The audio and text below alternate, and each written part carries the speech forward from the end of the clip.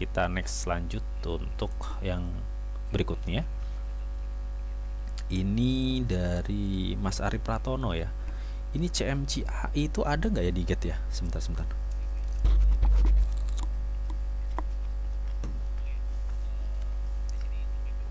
Sebentar sih. CMCAI ya. Sebentar. CMCAI.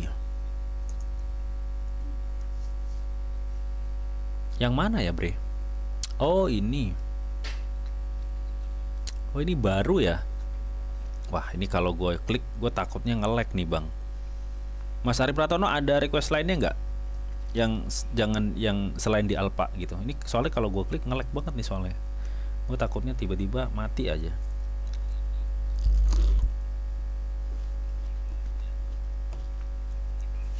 Tapi kalau Mas Arif ini ya, Mas Arif Pratono, bagaimana koin ini ke depannya? Ya tadi acuannya sebenarnya kita ada 2 sampai 3 ya. Acuannya, satu, komunitasnya kuat, 2, koin ini harus ada utility di dalam projectnya. Yang ketiga, lu harus tahu bagaimana timnya itu seperti apa. Nah, lu bisa tahu itu semua, itu lu masuk di grup telenya, di tele utama ya, tele utama. Jadi biasanya tele utama itu kan gabungan ya, tele global biasanya. Di Telegram global, di proyek-proyek kripto itu. Jadi kalau di situ misalkan memang ada problem yang memang nggak bisa diatasi oleh timnya, pasti dong komunitasnya akan ngeroweng-roweng di situ. Nah, itu juga lu harus pertimbangin ya. Itu salah satu juga teman cara untuk lu bisa melihat ya bagaimana perkembangan dari koin tersebut, bagaimana bagus nggak sih koin ini kalau kita hold gitu ya. Kalian masuk aja di komunitasnya. Ya, intinya seperti itu Mas ya. Gue sorry ini nggak bisa ngecek dulu, gue takutnya nge-lag cuy ya. Next, mungkin yang berikutnya ini ada request Mas Paulus ya, Fatcoin Bang katanya. Oke. Kita cek Fatcoin teman. Oke, ini dari Mas 27 Musik nih, YFI buang katanya. Oke gas ya, dari Mas Sukan ini, Mok Om katanya. Oh, tadi Mas Sukan udah request kayaknya.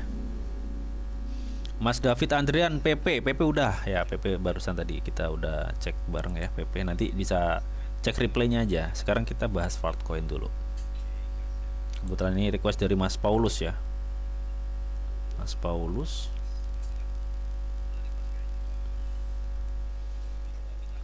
Sebentar cuy.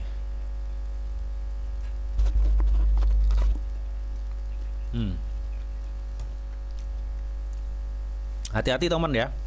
Altcoin dalam waktu dekat akan ada koreksi ya, mungkin nggak terlalu besar sih koreksinya, cuma jangan masuk dulu ya. Kalau kemarin kalian tinggal tunggu pushnya ya, sekarang tinggal tunggu koreksinya ya, karena ya kemarin kan udah gue kasih tahu ke teman-teman, hampir seluruh altcoin itu akan ada naik gitu ya. Sekarang udah naik, berarti kalau udah naik gimana Bang?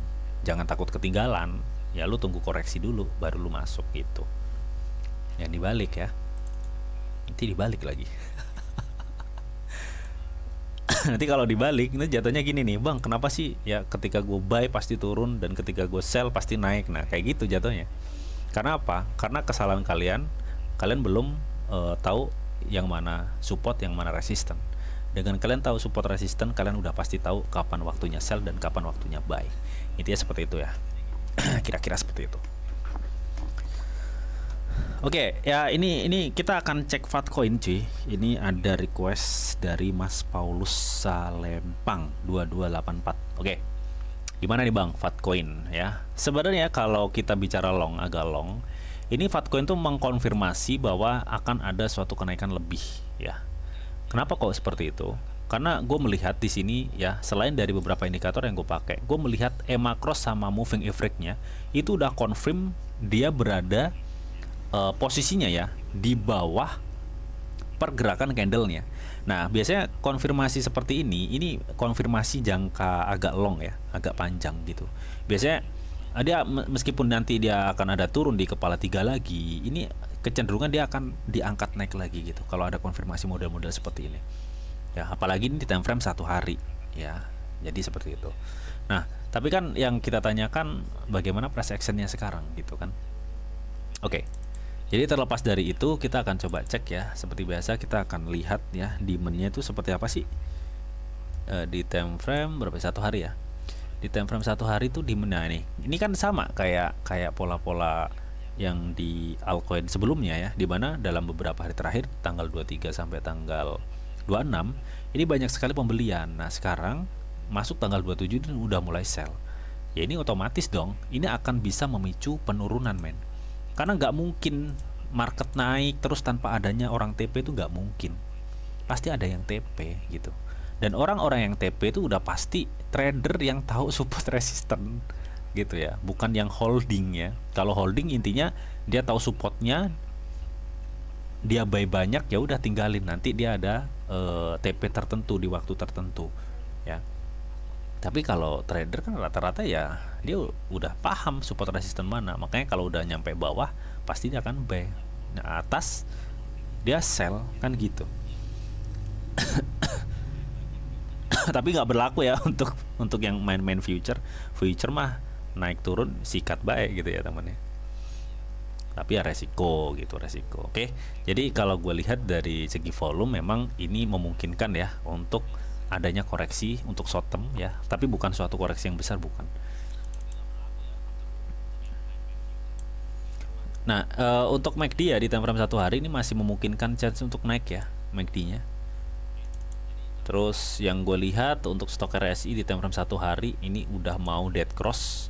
Nah ini juga salah satu warning juga buat teman-teman ya. Jangan kalian berani-berani masuk ya. Tapi kalau misalkan ini lu pakai buat signal future ya terserah, monggo silahkan. Ya tapi gue nggak nyuruh kalian untuk pakai signal future. Tapi apakah nggak bisa bang? Ini signal dari lu dipakai future lu bisa? Kata siapa nggak bisa? Bisa. Ya, cuma memang di sini gua khususin buat spot ya, khususin buat spot aja. Terlepas dari lu nanti lu pakai future atau enggak itu terserah lu. Karena future tuh trading beresiko ya. Karena yang belum pro, mending lu coba di akun demo. Kemarin kan ada event tuh di akun demo. Kalian bisa coba tuh asah skill kalian futurean di situ sebelum nanti lu bener-bener ke market ini ya, ke market realnya gitu teman. Ya. Karena kalau lu didasarkan pada analis teknikal itu pada dasarnya memang bisa kita pelajari men ya, tapi mental itu nggak bisa kita pelajari, tapi harus kita rasakan. Makanya itu juga yang ini ya yang membuat orang-orang itu kalau misalkan memang belum merasakan sendiri itu dibilangin susah, kadang seperti itu ya. Oke, jadi yang gue lihat di sini untuk stok RSI-nya ini udah rawan ya di time frame 1 hari, artinya ini Fatcoin ya mungkin 2 hari lagi atau bentar lagi lah ya, dia akan ada koreksi. Jadi jangan masuk dulu, oke? Tapi kita akan cek nih di time frame 4 jam, apakah ini memungkinkan untuk dia koreksi atau masih bisa bertahan. Oke, kita akan cek. Nih, yang gue lihat ya di time frame 4 jam ini dia akan sepertinya akan masih konsolidasi atau masih gimana ya, stay gitu loh teman. Jadi itu masih stay di sini nih. Ya, jadi gue pikir ini akan model-model seperti ini. Ya, dari time frame 4 jam. Ini gue pikir kalau misalkan dia masih stay, dia akan konsolidasi di area sini. Ya di area sekitar 35, 34, 36 sampai di 37 ini ya. Dia akan konsolidasi pokoknya sebelum dia gini. Nah, kurang lebih seperti ini gambarannya kalau di time frame 4 jam. Tapi kita di sini akan cek dulu ya. Nah, ini. Kalau di time frame 4 jam untuk stok RSI-nya ini masih belum confirm ya untuk persilangan dead cross-nya. Belum confirm, tapi ini udah nyentuh area overbought-nya. Jadi tetap hati-hati. Kita beracuan di time frame 1 hari aja, karena di time frame 1 hari ini udah terlihat banget ya. Kita tinggal tunggu konfirmasi dead cross dari stok RSI. Dia akan anjlem cuy, ini akan anjlem. So targetnya berapa bang kira-kira ya? Gue pikir ya dengan melihat dia udah dipucuk banget sekarang, Ya, mungkin terdekatnya dia akan ngebidik level 0,27. 0,27 ya. Sebenarnya sih di sini nih sebenarnya. Dia akan ngebidik 0,27. Nah, ini di area merah ini. Nih. Dia akan ngebidik area merah ini. Ini di 0,27 sampai di 0,24. Pokoknya area merah ini nih yang dibidik. Nah, tapi kalau kita beracuan kepada Fibonacci ya. Kita akan coba cek. Terdekatnya dia akan menuju di area golden biasanya cuy. Area goldennya di mana? Area goldennya itu ada di sekitar kepala 3 pas. Per gua live ini Fartcoin ada di 0,34 ya. Dan target kedua ya di area 0,618 seperti yang udah gue kasih tahu tadi ya. Di area sekitar 0,27, 0,26. Pokoknya di area merah ini nih. Target kedua kita pokoknya di area merah ini. Ya.